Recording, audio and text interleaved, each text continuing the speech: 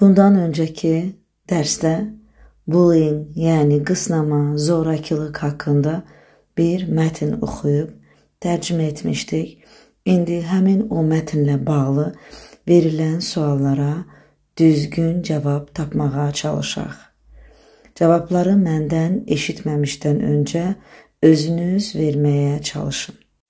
Məsləhət görərdim ki, bundan öncəki videoya bir də baxıb, daha sonra suallara cavab verməyə çalışasınız.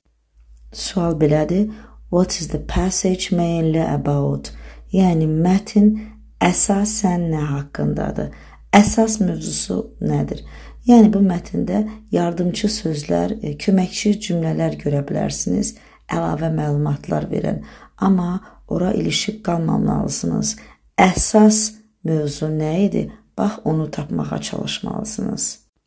A variantında Problems of Education at Schools. Məktəbdəki təhsil problemləri haqqında. Xeyr, burada sadəcə bir problem var. Hansı ki, onun haqqında danışılır. O da bullying, yəni qısnama və ya zorakılıqdır. Düzgün cavab deyil. B variantında Types of Behavior of Students. Yəni, tələbələrin davranış tipləri. Bunun haqqında da yoxdur. Eyni birinci cavab oxşuyurdu. Bunun haqqında da məlumat yoxdur. Sadəcə bir davranışdan gedir söhbət. C variantında Emotional and Physical Problems of Teachers. Müəllimlərin emosional və fiziki problemləri. Xeyr, bundan söhbət belə getmirdi.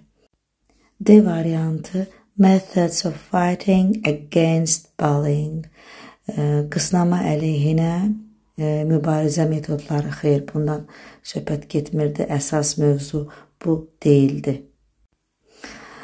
E variantı Various Types of Bullying in a Society. Cəmiyyətdəki qısnanmanın müxtəlif növləri. Bəli, biz öyrəndik ki, verbal, physical, bir də cyberbullying növləri var idi. Düzgün cavab E variantı. Növbəti sualda Which statements are correct according to the passage? Yəni, mətnə görə hansı fikirlər doğrudur? Yalnız mətnə görə. Students who are often bullied are very scared and weak. Bəli, mətndə də bunun haqqında var idi. Məlumat sadəcə olaraq scared və weak sözü onların sinonimləri ilə əvəz olunmuşdu. Bəli, qısnamaya məruz qalan uşaqlar, tələbələr, şagirdlər qorxurlar və zəif olurlar. Özlərini zəif hiss edirlər. Bir düz. Verbal bullying is when authentic information spreads about somebody. Yəni, şifahi qısnama deyir, o zaman olur ki, birisi haqqında məlumat yayılır. Xeyr, bu daha çox aid idi, kiber qısnamaya aid idi. Verbal qısnamada isə, yəni şifahi qısnamada isə danışıq zamanı şərhlər və yazılı informasiya idi birisi haqqında. Mətnə baxsaz onu aydın görəcəksiniz. Bu düzgün cavab hesab olunmur.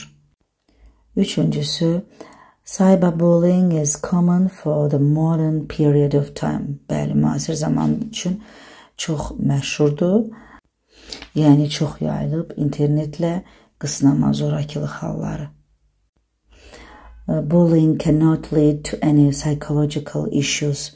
Deyir, heç bir psixoloji problemə gətirib çıxara bilmir. Tamamilə yanlışdır, gətirib çıxara bilir.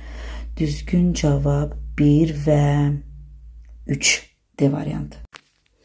Növbəti sual. Choose the correct answers to the question according to the passage. Yenə mətnə əsasən suallara düzgün cavab verməliyik.